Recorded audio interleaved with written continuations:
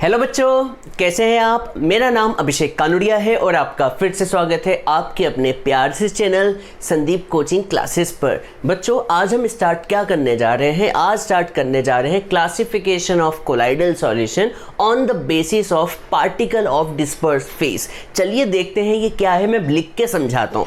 चलिए, तो यहाँ पर आज हम क्या पढ़ने जा रहे हैं। हम पढ़ने जा रहे हैं classification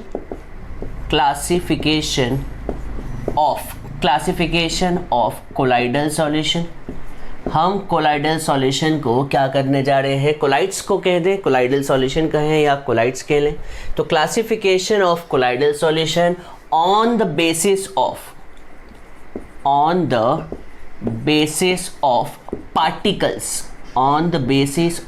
particles of dispersed phase. देखिएगा, ध्यान से समझिएगा, ये टॉपिक बहुत ही आसान है, इतना टफ नहीं है।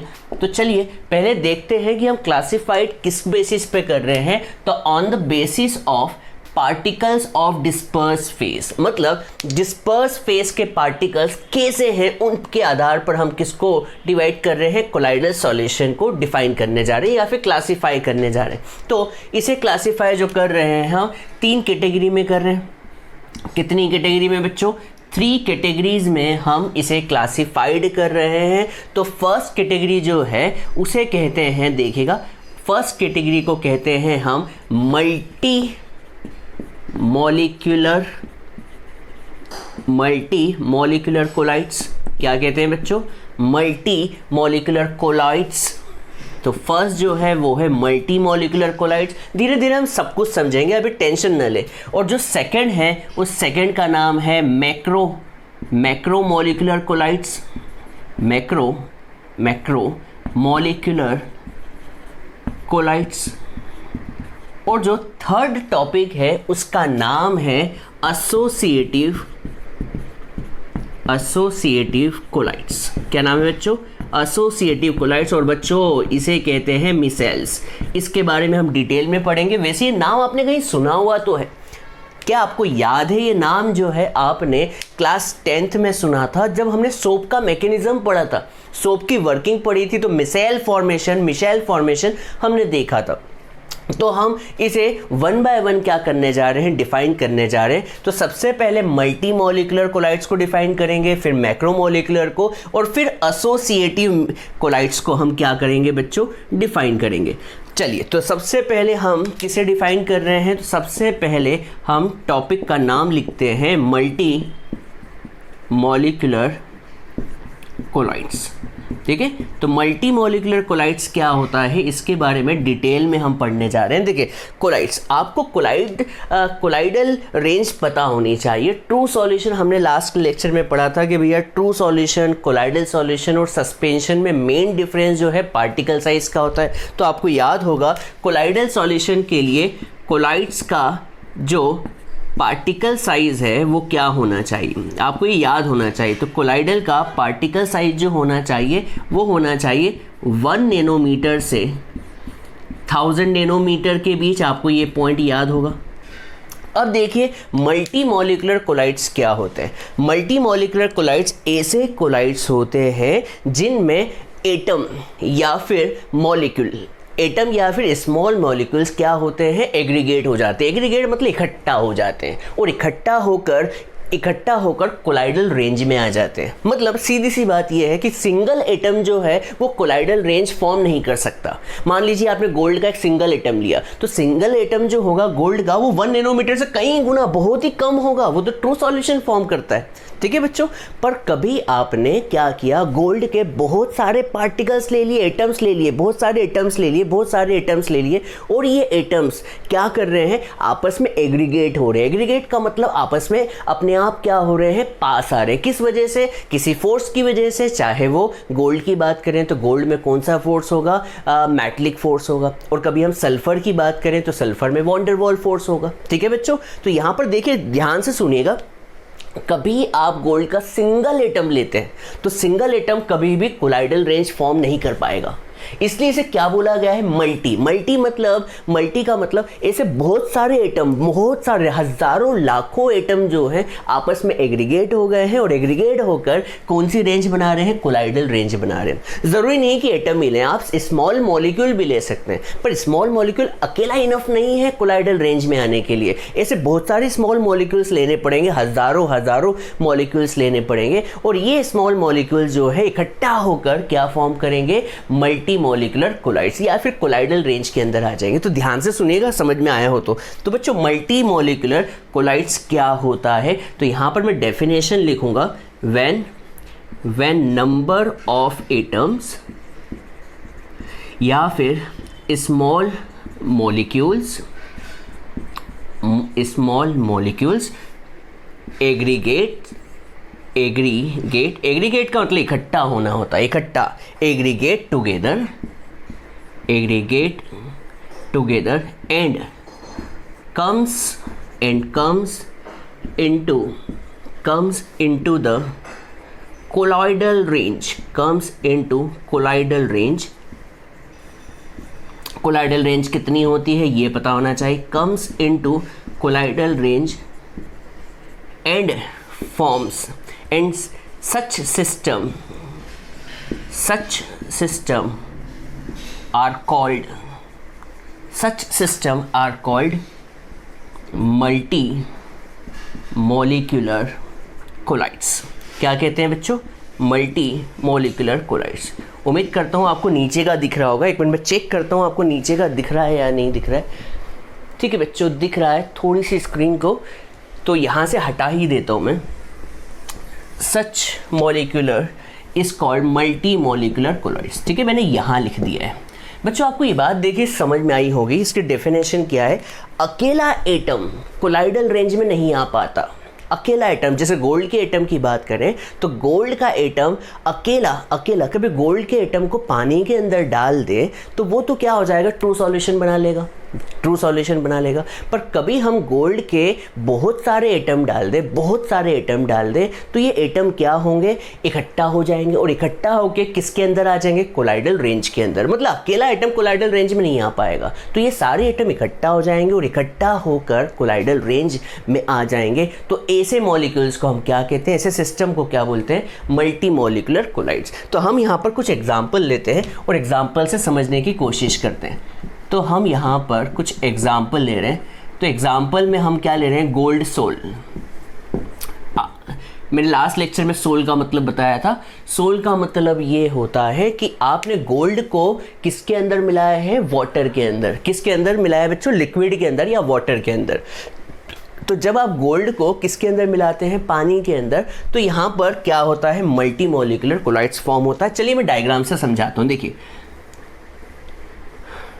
देखिए यहाँ पर कभी हम किसकी बात करें, एक गोल्ड की, तो ये गोल्ड का जो एटम है AU, ये अकेला जो है वो कोलाइड फॉर्म नहीं कर पाएगा। पर क्या होगा, ऐसे गोल्ड के हजारों एटम ले लिए। क्या ले लिए बच्चों, हजारों एटम ले लिए और ये हजारों एटम मिलकर क्या बना देंगे, किस रेंज में आ जाएंगे, कोलॉइडल रेंज में। किस रेंज में आ जाएंगे बच्चों, कोलॉइडल रेंज में, जो कि रेंज आपको पता होनी चाहिए, बार बार बोल रहा हूँ, 1 नैनोमीटर से 1000 नैनोमीटर। तो एग्जाम्पल मैंने किसका ले लिया, गोल्ड सोल का, या फिर सल्फर सोल का भी एग्जाम्पल ले सकते हैं। किसका बच्चों, सल्फर सोल, जो कि S8 फॉर्म में होता है। किस फॉर्म में होता है, S8। तो यहाँ पर इसका तो कोई रोल नहीं है डब्बे का। तो सल्फर का जो मैं एग्जाम्पल लेने जा रहा हूँ वो भी कुछ इस तरह का ही है। तो बच्चों आपको बता दूँ, ये जो सल्फर होता है, ये सल्फर का अकेला एटम जो होता है, सल्फर का एटम, ये जो एटम होगा वो कभी भी कोलाइडल रेंज में नहीं आ पाएगा, क्योंकि ये बहुत ही छोटे होते हैं। आप जानते हैं भैया, ये एटम बहुत ही छोटे होते हैं और कोलाइडल रेंज के लिए एटम का साइज़ थोड़ा बड़ा होना चाहिए, पार्टिकल का साइज़ थोड़ा बड़ा होना चाहिए। तो ये जो सल्फर है अकेले तो कुछ नहीं कर पाते, पर ऐसे कितने हज़ारों, मैं यहाँ पर सिर्फ समझाने के लिए 5-6 बना रहा हूँ, पर ये हज़ारों होंगे। ये हज़ारों मिलकर क्या फॉर्म कर लेंगे बच्चों, कोलाइड फॉर्म कर लेंगे। ठीक है, तो ऐसे मॉलिक्यूल्स को हम क्या बोलते हैं, मल्टी मॉलिक्यूलर कोलाइड्स। ऐसे सिस्टम को हम क्या कहते हैं, मल्टी मॉलिक्यूलर कोलाइड्स। उम्मीद करता हूँ समझ में आया होगा मल्टी मॉलिक्यूलर कोलाइड्स क्या होता है। चलिए अब हम दूसरे एग्जाम्पल की तरफ चलते हैं, जो कि दूसरे एग्जाम्पल नहीं, दूसरे टाइप की तरफ चलते हैं। नाम क्या है, macro molecular colloids. Macro molecular colloids. अब बच्चों आप यहाँ पर खुद समझें, बच्चों यहाँ पर आप ध्यान से देखें, ऐसे मॉलिक्यूल्स हैं, ऐसे मॉलिक्यूल्स होते हैं जो सिंगल मॉलिक्यूल ही अपने आप में, सिंगल मॉलिक्यूल। बच्चों मैं कभी गोल्ड की बात कर रहा था, गोल्ड का जो सिंगल एटम है वो तो बहुत ही छोटा होता है, ठीक है, पर कभी मैं एक ऐसा मॉलिक्यूल लूँ जो बहुत ही बड़ा हो, जिसकी रेंज खुद ही किस में हो, कोलाइडल रेंज में हो, तो ऐसे मॉलिक्यूल्स को या फिर ऐसे सिस्टम को हम क्या कहते हैं, मल्टी मॉलिक्यूलर कोलाइड्स। तो देखिए मैं यहाँ पर लिख देता हूँ, डेफिनेशन से ज़्यादा समझ में आएगा। When single molecule is so large, when single molecule is so large and it comes into colloidal range, then this system is called macro molecular colloids. अब बहुत से लोग कहेंगे सर ये बिल्कुल बात समझ में नहीं आई, बिल्कुल समझ में नहीं है। देखिए बच्चों यहाँ पर क्या हो रहा था, देखिए यहाँ पर हमने कितने, मैं यहाँ पर हिंदी में लिखता हूँ, यहाँ पर मैंने गोल्ड के कितने एटम्स लिए बताओ, थाउजेंड्स, ठीक है, कितने लिए। यहाँ पर बताओ सल्फर के मैंने कितने मॉलिक्यूल लिए, तो आप कहेंगे सर बहुत सारे, आपने हज़ारों कहा था, तो यहाँ पर मैंने कितने मॉलिक्यूल लिए, ये इसका है, ठीक है, तो कितने मॉलिक्यूल लिए बच्चों, हज़ारों मॉलिक्यूल लिए। पर यहाँ पर देखिए, यहाँ पर जो सिंगल मॉलिक्यूल है वो ही इतना बड़ा है कि आपको उसको हज़ारों लेने की ज़रूरत नहीं है। ठीक है बच्चों, आप कभी ऐसे सिंगल मॉलिक्यूल को ले लें और सिंगल मॉलिक्यूल्स को किसी लिक्विड के अंदर डाल दें, तो वो क्या फॉर्म कर देगा, कोलाइडल सॉल्यूशन फॉर्म कर देगा। सर एग्जांपल दें, तो मैं एग्जांपल देने जा रहा हूँ, तो एग्जांपल देखिएगा। एग्जांपल जो है वो है, एक तो नेचुरल है, तो सिंगल मॉलिक्यूल जैसे कि स्टार्च हो गया। कभी आप स्टार्च और पानी को मिलाए तो स्टार्च, भैया स्टार्च की बात करें तो स्टार्च एक मैक्रोमोलिकुलर कोलाइड है। क्यों? क्योंकि स्टार्च जो होता है वो बहुत ही बड़ा मॉलिक्यूल होता है, इनका मॉलिक्यूलर मास बहुत ज़्यादा होता है। आप जानते हैं मॉलिक्यूलर मास स्टार्च का कितना होता है, थाउजेंड्स में होता है, 66,000, 65,000, 65,000। और कभी हम बात करें हाइड्रोजन की, कभी हम बात करें किसकी बात करते हैं, हम वाटर की बात करते हैं, वाटर का मॉलिक्यूलर मास कितना होता है, 18, और इनका कितना होता है 67,000। इतना ज़्यादा मॉलिक्यूलर मास है, इसका मतलब ये मॉलिक्यूल्स कितना बड़ा होगा, इतना बड़ा होगा कि ये खुद ही अकेला ही काफ़ी है कि कोलाइडल रेंज में आ जाए। तो स्टार्च हो गया, सेल्यूलोज हो गया, प्रोटीन हो गया, ये सारे के सारे तो कौन से हो गए बच्चों, नेचुरल। कौन से हो गए बच्चों, नेचुरल हो गए।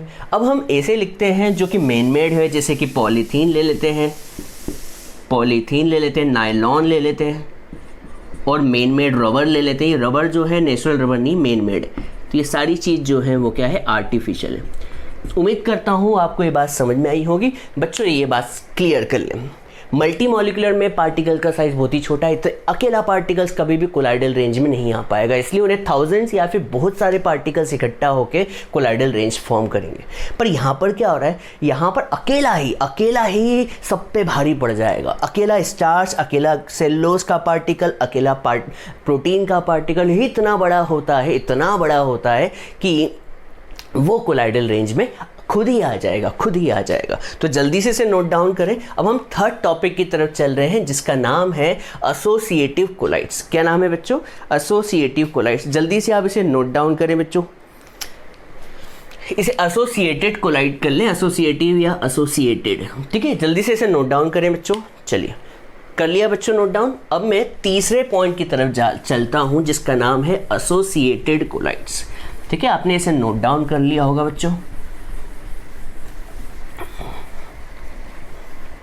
चलिए अब हम यहाँ पर तीसरे पॉइंट की तरफ चलते हैं और यहाँ पर हेडिंग डाल देते हैं। कौन सा टॉपिक है? Associated colloids. देखिएगा बच्चों, ध्यान से सुनिएगा, एसोसिएटेड कोलाइड्स क्या होते हैं। बच्चों ऐसे मॉलिक्यूल्स जो लो कॉन्सेंट्रेशन में बिहेव करते हैं, behave as true solution. Sir नहीं आया, बिल्कुल भी नहीं आया।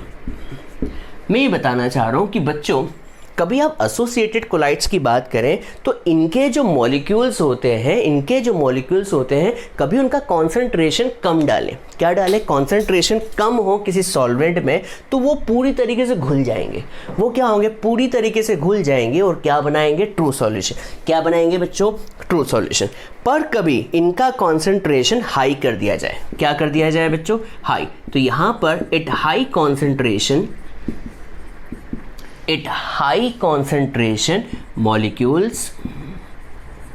molecules aggregates together and comes into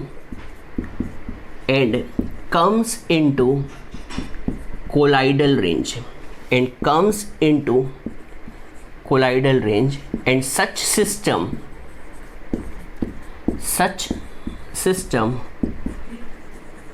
is called associated colloids। और इन एसोसिएटेड कोलाइड्स को हम एक और नाम से जानते हैं। क्या जानते हैं बच्चों? मिसेल्स। क्या नाम जानते हैं? मिसेल। ठीक है। तो सर ये बिल्कुल भी समझ में नहीं आया, तो मैं आपको यहाँ पर डायग्राम से समझाऊंगा तो डेफिनेशन भी क्लियर हो जाएगी, मैं वादा करता हूँ। चलिए, तो यहाँ पर ये लिख लिया होगा, मैं इसे रफ करता हूँ और आपको एसोसिएटेड कोलाइड्स और किसकी बात समझाता हूँ? मिसेल्स की। ये क्या होता है, फिर हम आगे सोप की क्लींसिंग मैकेनिज्म भी समझेंगे। तो चलिए, आपने इसे नोट डाउन कर लिया होगा। देखिएगा अब मैं क्या करवाने जा रहा हूँ। तो सबसे पहले मैं यहाँ पे डायग्राम से बताना चाहूँगा। यहाँ पर मैं डायग्राम बना रहा हूँ, देखिएगा। कब की बात कर रहा हूँ बच्चों? At low concentration. Low concentration किसका? मॉलिक्यूल्स। मान लीजिए मैंने पानी में मॉलिक्यूल्स डाले, पर कितने मॉलिक्यूल्स डाले? उनका कॉन्सेंट्रेशन क्या रखा? बस थोड़े से ही डाले। तो लो कॉन्सेंट्रेशन में क्या होगा? लो कॉन्सेंट्रेशन में मैं यहाँ पर डायग्राम से बताना चाहूँगा। मान लीजिए ये पानी है। क्या है बच्चों? पानी है। मान लीजिए ये क्या है? पानी। तो लो कॉन्सेंट्रेशन में ये क्या हो जाएंगे? अच्छी तरीके से घुल जाएंगे और कैसा बिहेव करेंगे? ट्रू सॉल्यूशन की तरह। कैसा बिहेव करेंगे बच्चों? True solution. कैसा बिहेव करेंगे बच्चों? True solution. मतलब कभी आपने इन्हें कम क्वांटिटी में डाल दिया तो ये पानी के साथ पूरी तरीके से घुल जाएंगे और घुलने के बाद क्या फॉर्म करेंगे? True solution. पर कभी मान लीजिए इनका कॉन्सेंट्रेशन बढ़ा दिया। कितना? अभी मैंने चुटकी भर डाला था, अब इनका कॉन्सेंट्रेशन पानी में बढ़ा दिया। तो देखिएगा, कॉन्सेंट्रेशन जैसे ही पानी में बढ़ाया तो क्या होगा? जैसे ही इनका कॉन्सेंट्रेशन, ये मान लीजिए पानी है, कॉन्सेंट्रेशन बढ़ाया, तो कभी हम यहाँ पर किसकी बात करें? एट हाई कॉन्सेंट्रेशन की। कभी आपने इनको मुट्ठी भर के डाल दिया तो ये मॉलिक्यूल्स क्या हो जाएंगे? पास आ जाएंगे, एग्रीगेट हो जाएंगे। और एग्रीगेट होकर ये मॉलिक्यूल्स क्या हो जाएंगे? पास आ जाएंगे। और पास आकर क्या फॉर्म करेंगे? मिसेल्स फॉर्म करेंगे या फिर एसोसिएटेड कोलाइड्स फॉर्म करेंगे। क्या फॉर्म करेंगे? Associated colloids. क्या फॉर्म करेंगे? एसोसिएटेड कोलाइड्स या फिर कहें मिसेल्स फॉर्म करेंगे। तो याद रखिएगा, एट हाई कॉन्सेंट्रेशन पर ये कैसे बिहेव करते हैं? एसोसिएटेड कोलाइड्स की तरह बिहेव करते हैं। तो बच्चों आपको यहाँ पर ये बात समझ में आनी चाहिए। क्या यहाँ पर कॉन्सेंट्रेशन का रोल बहुत ज़्यादा है? कभी आपने इन्हें कम कॉन्सेंट्रेशन में डाला तो ये घुल जाएंगे, पूरी तरीके से घुल जाएंगे, और घुल गए तो क्या फॉर्म करेंगे, ट्रू सॉल्यूशन। पर कभी आपने इनका कॉन्सेंट्रेशन बढ़ा दिया, मतलब आपने इन्हें मुट्ठी भर के डाल दिया, तो क्या होगा, ये मॉलिक्यूल्स पास आ जाएंगे और पास आके एग्रीगेट हो जाएंगे। एग्रीगेट मतलब इकट्ठे हो जाएंगे, और इकट्ठे होकर कौन सी रेंज फॉर्म कर लेंगे, कोलाइडल रेंज। ये कौन सी रेंज फॉर्म कर रहे हैं बच्चों, colloidal range. Sir colloidal range क्या होती है, सर बार बार बता रहा हूँ मैं, 1 नैनोमीटर से 1000 नैनोमीटर इनकी रेंज होती है। कितनी बच्चों, 1 नैनोमीटर से 1000 नैनोमीटर। अब आप कहेंगे सर एक आध एग्जाम्पल तो छाप मारो, तो मैं एग्जाम्पल देता हूँ, शायद से सुन के आपको अच्छा लगेगा। बच्चों एग्जाम्पल है सोप सॉल्यूशन, या फिर कहें डिटर्जेंट सॉल्यूशन। सर क्या मतलब, बच्चों सीधी सी बात, कभी आप डिटर्जेंट को पानी में चुटकी भर डालें, क्या डालें बच्चों, चुटकी भर डालें, और तो आप देखेंगे कि वो ट्रू सॉल्यूशन की तरह बिहेव करता है। क्या करता है, ट्रू सॉल्यूशन। पर कभी आपने डिटर्जेंट को आप एक मुट्ठी तो डालते हैं कपड़े धोने के लिए बाल्टी में, तो जैसे ही एक मुट्ठी डालते हैं तो आप देखेंगे कि ये जो डिटर्जेंट है पानी के अंदर मिसेल फॉर्म कर रहे हैं। मिसेल्स क्या होता है, मिसेल होता क्या है, एट हाई कॉन्सेंट्रेशन पर ये मॉलिक्यूल जो है इकट्ठा हो गए, एग्रीगेट हो गए और कोलाइडल रेंज में आ गए। इन्हें क्या कहते हैं, एसोसिएटेड कोलाइड्स कहते हैं। मतलब यहाँ पर एक कहानी आ रही है, क्या कहानी आ रही है, एक तो लो कॉन्सेंट्रेशन की और एक हाई कॉन्सेंट्रेशन की। तो इस पर मैं क्या कर रहा हूँ, एक डेफिनेशन बना रहा हूँ, देखिएगा यहाँ पर कुछ इंपॉर्टेंट बात लिख रहा हूँ। चलो तो बच्चों यहाँ पर मैं एक डेफिनेशन लिख रहा हूँ। ये डेफिनेशन किसकी है, क्राफ्ट टेम्परेचर। किसकी बच्चों, क्राफ्ट टेम्परेचर। सर ये क्या है, आपने क्राफ्ट की स्पेलिंग गलत लिखी है, तो मैं कहूँगा नहीं बच्चों स्पेलिंग बिल्कुल सही है। अब क्राफ्ट टेम्परेचर क्या होता है बच्चों, यहाँ पर क्या हो रहा है, देखिए यहाँ पर कॉन्सेंट्रेशन का फिनोमिना है। कभी आपने कम क्वांटिटी में डाल दिया पानी में सोप को या सर्फ को, तो क्या होगा, ये ट्रू सॉल्यूशन की तरह बिहेव करेंगे। और जब ज़्यादा क्वांटिटी में डाल दिया, हाई कॉन्सेंट्रेशन पे डाल दिया, तो ये एसोसिएटेड कोलाइड्स की तरह बिहेव करेंगे। तो यहाँ पर इन दोनों के बीच का एक टेम्परेचर होगा, ठीक है, ऐसा मिनिमम टेम्परेचर, मतलब एक टेम्परेचर भी चाहिए, ऐसा minimum temperature, it is a minimum temperature at which colloidal range is formed, या फिर एसोसिएटेड कोलाइड इज फॉर्म। तो देखिए मैं डेफिनेशन लिख रहा हूँ, क्या है, it is the minimum temperature, it is the minimum temperature at which associated colloids are formed. Associated colloids या फिर micelle formation takes place.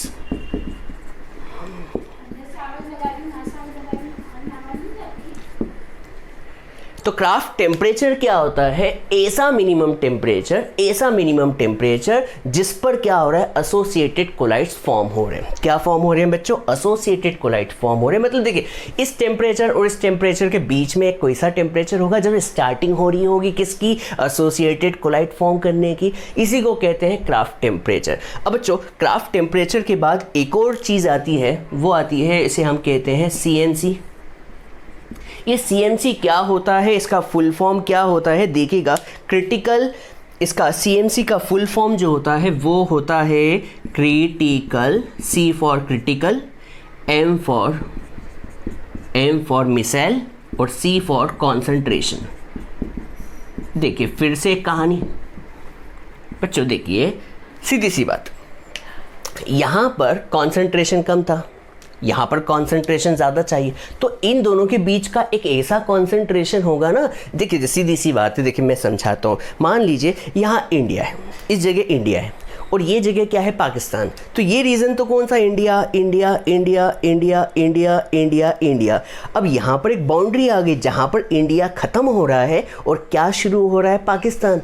वैसे ही ये एक ऐसा कॉन्सेंट्रेशन है जहाँ पर कभी लो कॉन्सेंट्रेशन रखते हैं तो ट्रू सॉल्यूशन फॉर्म करता है, और हाई कॉन्सेंट्रेशन रखते हैं तो क्या फॉर्म होता है, एसोसिएटेड कोलाइड। तो इन दोनों के बीच का मिनिमम कॉन्सेंट्रेशन जहाँ पर कोलाइड्स क्या फॉर्म हो रहे हैं, रहे हैं, एसोसिएटेड फॉर्म में प्रोड्यूस हो रहे हैं। ठीक है, तो बच्चों CMC क्या होता है? It is the minimum concentration, minimum concentration of substance at which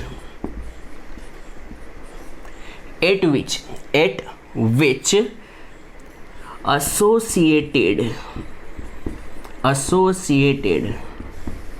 colloids formation takes place, है ना, मिनिमम टेम्परेचर।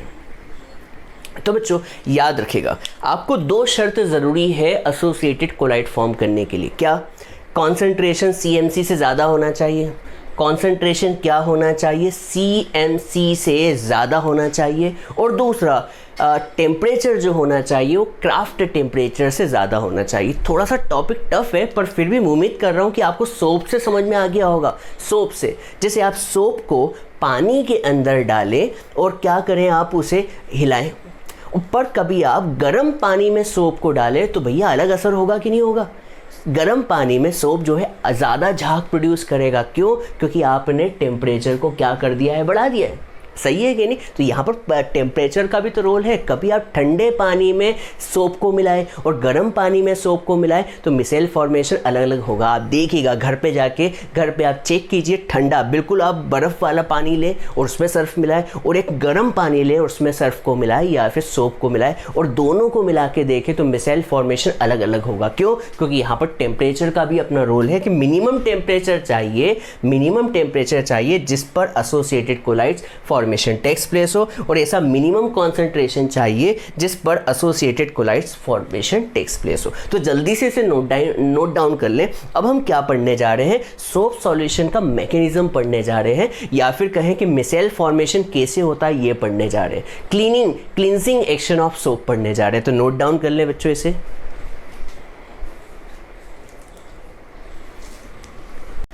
चलिए बच्चों, अब हम पढ़ते हैं मैकेनिज्म ऑफ मिसेल फॉर्मेशन, मतलब मिसेल फॉर्म आखिर होते कैसे हैं, और इसी बात पर हम पढ़ेंगे cleansing action of soap. Soap कैसे क्लीनिंग इफेक्ट पैदा करता है, कपड़ों को कैसे साफ करता है, आज हम डिटेल में पढ़ेंगे। चलिए देखते हैं आज हम क्या पढ़ने जा रहे हैं। तो हम यहाँ पर हेडिंग डालते हैं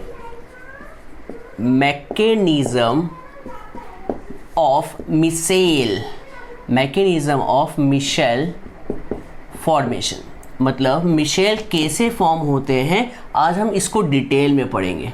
तो इसको पढ़ने के लिए हम एक एग्जाम्पल से शुरू करते हैं। क्या एग्जाम्पल लेते हैं? Let us take an example of soap. हम यहाँ पर एक एग्जाम्पल ले रहे हैं किसका बच्चों? सोप का। किसका एग्जाम्पल ले रहे हैं बच्चों? सोप का। सोप क्या होते हैं ये आपको पता होना चाहिए। जिससे हम नहाते हैं भैया, सोप जिससे हम नहाते हैं, और नहाने वाला कौन सा साबुन यूज़ करते हैं हम? लक्स साबुन, निरमा साबुन, लिरिल साबुन, जाने कौन कौन से साबुन आते हैं, वो सारे साबुन को हम क्या कहते हैं? सोप कहते हैं। सोप क्या करता है? गंदगी को बाहर निकालने का काम करता है, आपके कपड़ों से या आपके शरीर से। ठीक है, तो सोप क्या होता है? सोप जो होता है वो होता है सोडियम सॉल्ट ऑफ, इसको मैं मिसेल फॉर्मेशन को समझाने के लिए किसका एग्जांपल ले रहा हूँ? सोप का। यहाँ पर हाँ बच्चों, हम साथ के साथ यहाँ पर क्लींसिंग इफेक्ट भी पढ़ लेते हैं। Cleansing action of soap, cleansing action of soap मतलब सोप कैसे क्लीनिंग इफेक्ट प्रोड्यूस करता है, हम ये पढ़ने वाले हैं। ठीक है, तो यहाँ पर हम सोप का एक नाम ले रहे हैं। नाम क्या है? Sodium salt of fatty acid. क्या बच्चों? सोप क्या होता है generally? Sodium salt of fatty acid कहें या फिर कहें sodium salt of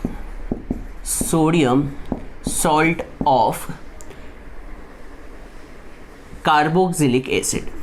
sodium salt of carboxylic acid, fatty acid कहें या फिर कार्बोक्सिलिक एसिड कहें, बात एक ही है। और बच्चों हाँ, यहाँ पर मैं बताना भूल गया, सोडियम सॉल्ट की जगह पोटेशियम सॉल्ट भी हो सकता है। तो यहाँ पर एक एग्जांपल ले रहा हूँ मैं, सोडियम सॉल्ट या पोटेशियम सॉल्ट, तो पोटेशियम सॉल्ट भी बोल सकते हैं। तो एक एग्जांपल लेता हूँ मैं सोप का। ये तो मैंने एक जनरल नाम लिख दिया, तो एक एग्जांपल है वो है सोडियम स्टीयरेट। क्या है बच्चों? Sodium stearate. इसका फॉर्मूला क्या होता है? तो इसका फॉर्मूला होता है C17H35 COO Na। COO क्या बच्चों? Na। ठीक है, तो यहाँ पर मैंने सोडियम स्टीयरेट का फॉर्मूला लिख दिया। बच्चों जैसे ही आप इसे क्या करते हैं, पानी के अंदर डालते हैं, तो यहाँ पर दो पार्ट्स प्रोड्यूस होते हैं। एक होगा ये आयंस में टूट जाएंगे। पहला पार्ट जो होगा वो होगा C17H35 COO नेगेटिव पार्ट, ये आयंस में टूट गया, और एक क्या किस में टूट गया बच्चों? Na प्लस में टूट गया। ठीक है, अब कभी अपन C17H35 की बात करें तो कभी अपन इस C17 में यहाँ पर एक डायग्राम बना देता हूँ। तो यहाँ पर C17H35 के लिए यहाँ पे देखिए पहला कार्बन, दूसरा, तीसरा, चौथा, पाँचवा, छठा, सातवां, आठवां, नौवां, 10वां, 11, 12, 13, 14, 15, 16, 17। ठीक है, फिर यहाँ पर आएगा कौन आएगा बच्चों? C, और C के ऊपर O, और यहाँ पर O नेगेटिव।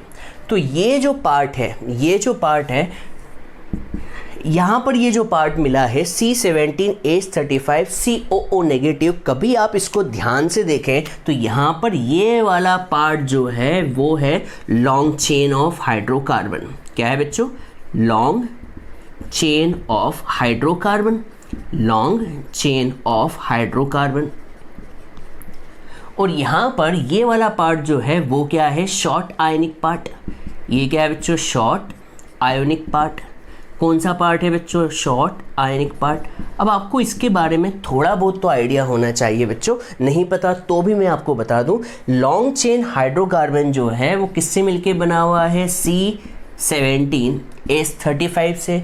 और ये जो शॉर्ट आयोनिक पार्ट है वो किससे मिलके बना हुआ है? COO नेगेटिव वाले पार्ट से।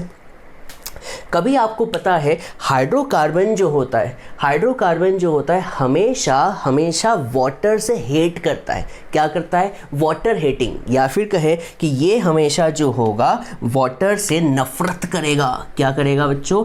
Water hating. ये क्या होगा बच्चों?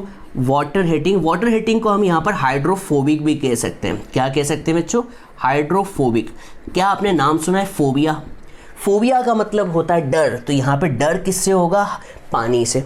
और ये वाला जो पार्ट होगा वो क्या होगा? हाइड्रोफिलिक।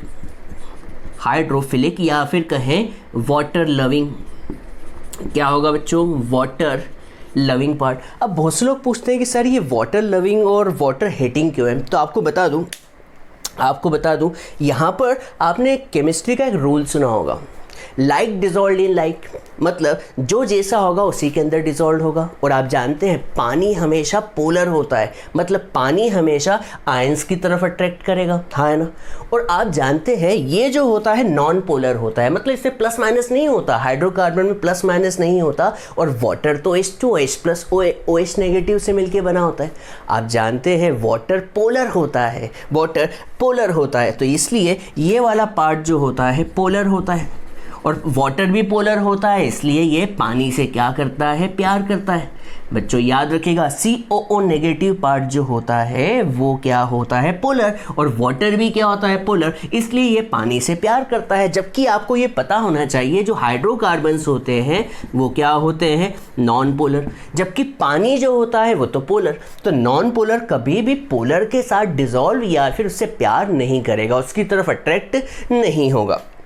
तो यहाँ पर मैं आपको बता दूँ ये लायोफोबिक, लायो का मतलब होता है सॉल्वेंट लविंग। तो ये जो है लायो में हमने क्या यूज़ किया है? पानी। तो यहाँ पर क्या होगा? Water loving, water hating. और हाइड्रोफिलिक का मतलब होता है वाटर लविंग। तो ठीक है बच्चों, अब हम इसका क्या समझ रहे हैं? मिसेल फॉर्मेशन देखते हैं। ये तो कहानी हुई किसकी बच्चों?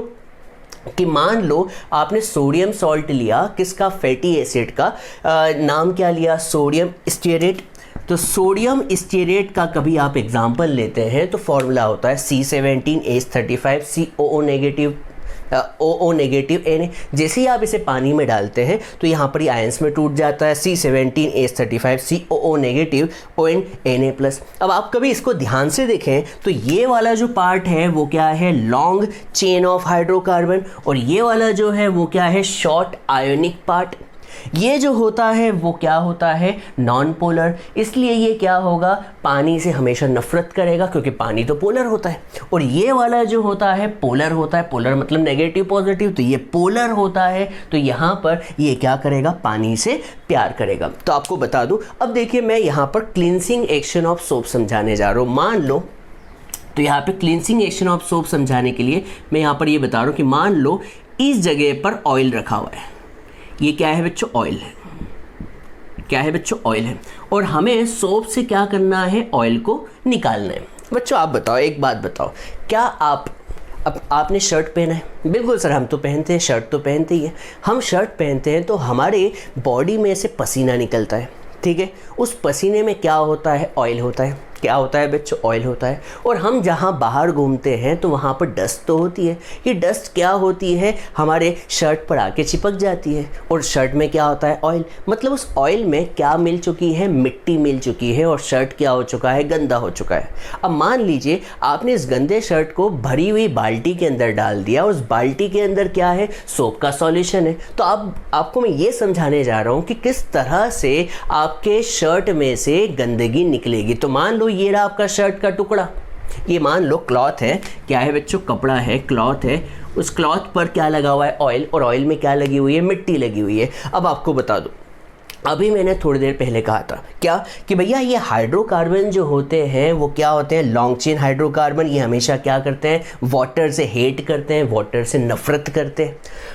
तो ये वाटर से नफरत करते हैं तो प्यार किससे करेंगे। तो आपको बता दूं, ये जो ऑयल होता है, ज़मीन के अंदर जो ऑयल होता है, ये सारे ऑयल क्या होते हैं, प्योर हाइड्रोकार्बन होते हैं। और देखिए ये भी हाइड्रोकार्बन, ऑयल भी हाइड्रोकार्बन, और मैंने आपको बताया था लाइक डिसॉल्व्स इन लाइक, मतलब लाइक हमेशा लाइक को ही प्यार करता है। तो ये हाइड्रोकार्बन जो है नॉन पोलर है और ऑयल भी नॉन पोलर है। तो यहाँ पर ये जो हिस्सा है, ये जो हिस्सा है कौन सा, लॉन्ग चेन ऑफ हाइड्रोकार्बन, इससे अटैच हो जाएगा, और ये वाला हिस्सा इससे दूर की तरफ रहेगा। ये कौन सा पार्ट होता है, COO नेगेटिव वाला पार्ट। मैं यहाँ पे पूरा लिख देता हूँ, ये क्या होगा, COO नेगेटिव। यहाँ पर देखिए ये लॉन्ग चेन हाइड्रोकार्बन इसके साथ अटैच हो जाएगी, और ये रहा COO नेगेटिव पार्ट, ये रहा COO नेगेटिव पार्ट, ये रहा COO नेगेटिव पार्ट, ये रहा COO नेगेटिव पार्ट, हाँ है ना। तो यहाँ पर ये क्या फॉर्म कर लेंगे बच्चों, मिसेल।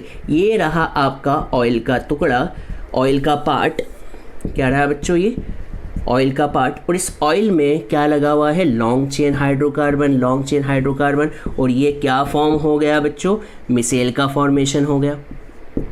किसका फॉर्मेशन हो गया बच्चों, मिसेल का। तो ये रहा मिसेल, ठीक है। इसका डायग्राम और अच्छे से आप बना सकते हैं। तो COO नेगेटिव, ये क्या फॉर्म हो गया बच्चों, आपका मिसेल फॉर्म हो गया, ठीक है। आप इसे जैसा बनाना चाहिए, COO नेगेटिव। तो यहाँ पर हो गया फॉर्मेशन ऑफ मिसेल। अब मैं आपसे पूछना चाह रहा हूँ, आपसे एक बात पूछना चाह रहा हूँ, क्या पूछना चाह रहा हूँ कि मान लो मैं फिर से कहानी समझाता हूँ। देखिए मान लो आपका शर्ट क्या है, मान लो आपका शर्ट गंदा है, गंदे में क्या है, ऑयल भरा हुआ है, ऑयल में क्या लगी हुई है, मिट्टी लगी हुई है, और मान लो आपको शर्ट को सोप सॉल्यूशन या डिटर्जेंट सॉल्यूशन से धोना है। अब आपको पता होना चाहिए सोप में दो पार्ट होते हैं, एक तो लॉन्ग चेन हाइड्रोकार्बन और एक क्या होता है, शॉर्ट आयनिक पार्ट। ये वाला जो हिस्सा है पानी से प्यार करता है, तो ये वाला हिस्सा जो होगा वो किसकी तरफ चल जाएगा, वाटर की तरफ, और ये वाला हिस्सा जो होता है वो किसकी तरफ आ जाएगा, ऑयल की तरफ। अब क्वेश्चन उठता है ऑयल की तरफ क्यों, क्योंकि ये जो हिस्सा होता है वो क्या होता है, हाइड्रोकार्बन का होता है, और ऑयल भी क्या होता है, हाइड्रोकार्बन। तो hydrocarbon loves hydrocarbon, hydrocarbon loves hydrocarbon, तो ये सारे हाइड्रोकार्बन पार्ट किसकी तरफ भागते हैं, हाइड्रोकार्बन की तरफ, और ये वाला हिस्सा किसकी तरफ भागता है बच्चों, वाटर की तरफ। अब देखिए यहाँ पर ये रहा आपका क्या बच्चों, ये मिट्टी है, ये क्या है बच्चों, मिट्टी है। तो आप जैसे ही क्या करते हो, शर्ट को उस बाल्टी के अंदर डालते हो जिसके अंदर सोप सॉल्यूशन भरा हुआ है, तो यहाँ पर इस तरह का मिसेल फॉर्मेशन होता है। सर कैसे, इस ऑयल की तरफ क्या होगा, लॉन्ग चेन हाइड्रोकार्बन अटैच हो जाएगा, और इस तरफ क्या होगा, वाटर अटैच हो जाएगा। अब जैसे ही हम शर्ट को क्या करते हैं, रिंस करते हैं, आपने देखा होगा रिंसिंग करते हैं। रिंसिंग मतलब आप मान लो आपने शर्ट को रात भर सोप के सॉल्यूशन में भिगा रखा है, आप कुछ भी नहीं कर रहे, फिर इसके बाद सुबह उठ के आप जैसे ही क्या करते हैं उसको रिंसिंग करते हैं, तो पता है क्या होगा, ये वाला जो पूरा हिस्सा जो है पानी की सरफेस पे या पानी के अंदर रह जाएगा और आपका शर्ट जो है वो धुला धुलाया शर्ट जिसपे मिट्टी और ऑयल के नामो निशान नहीं है, वो पूरी तरीके से क्या हो जाएगा, क्लीन हो जाएगा। तो इस तरह से यहाँ पर सोप वर्क करता है बच्चों, ये बात आपको समझ में आनी चाहिए। अब मैं यहाँ पर एक बात बताना भूल गया, पर मान लो कभी लो कॉन्सेंट्रेशन की बात होती, किसकी बच्चों, कभी हम सोप का लो कॉन्सेंट्रेशन लेते तो क्या होता, जब हम सोप का लो कॉन्सेंट्रेशन लेते और पानी में सोप को डालते तो बच्चों यहाँ पर देखिए क्या होता, मैं रेड पेन से बनाता हूँ। अब सोप का हमने लो कॉन्सेंट्रेशन लिया है, अब लो कॉन्सेंट्रेशन मतलब कि उसकी वैल्यू सोप के जो मॉलिक्यूल्स है वो बहुत ही कम है। अब बहुत ही कम है तो यहाँ पर एक कौन सा पार्ट है, वाटर लविंग पार्ट। तो वाटर लविंग पार्ट जो होता है वो आयनिक पार्ट होता है, ये कुछ इस तरह से अटैच होगा, ये हो जाएगा, ये देखिए समझ रहे हैं कि नहीं। अब ये पानी के अंदर जाएगा ही नहीं, कब, क्यों नहीं जा रहा है, क्यों नहीं जा रहा है, क्योंकि आपने इसका लो कॉन्सेंट्रेशन लिया है। पर मान लीजिए कभी आपने इसका क्या ले लिया, हाई कॉन्सेंट्रेशन ले लिया, क्या ले लिया बच्चों, हाई कॉन्सेंट्रेशन, उम्मीद करता हूँ आपको ये दिख रहा होगा।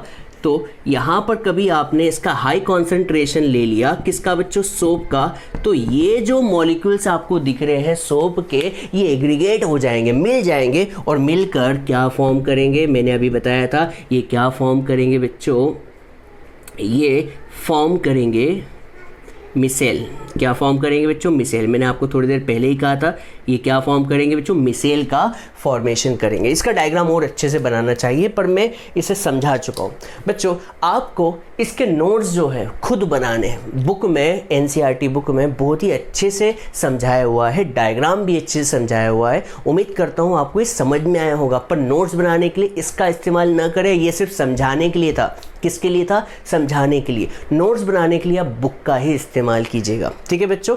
तो मैं आज यहीं पर विदा लूँगा। उम्मीद करता हूँ आपको सोप की वर्किंग समझ में आ गई होगी, मिसेल का फॉर्मेशन आपको समझ में आ गया होगा। तो बच्चों अब हम नेक्स्ट लेक्चर में जल्दी मिलेंगे, तब तक के लिए बाय बाय, टाटा, सी यू, थैंक यू, जय हिंद, वंदे मातरम।